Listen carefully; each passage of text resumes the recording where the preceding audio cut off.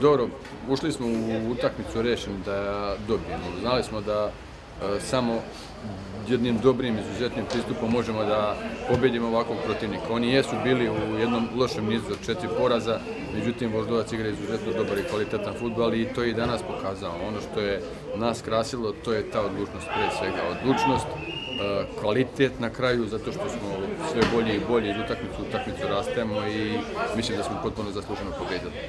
Da li bi nešto posebno izdvojili iz ove utakmice? Pa izdvojio bih više situacija, ali ajmo, neka bude sve ovako sad da se završi.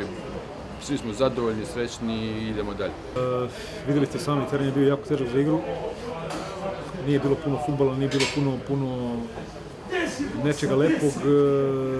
Jednostavno, Inđija se bolje snašla na ovom terenu. Više želela pobedu od nas. Bolji intenzitet, bolja energija i kad se sve to pretuče 90 minuta dobijamo rezultat koji smo dobili, tako da mislim da je presudila veća želja igrača Inđije i veća požrtvovanost i veća borba na terenu. Voždovac u nastavku prvenstva?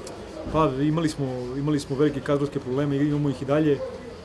Pokušat ćemo da ih rešimo u najkraćem mogućem periodu i da probamo da se izvučemo iz ove situacije u kojoj smo se sami uvukli. Dolazi nam jako teška utakmica protiv Partizana i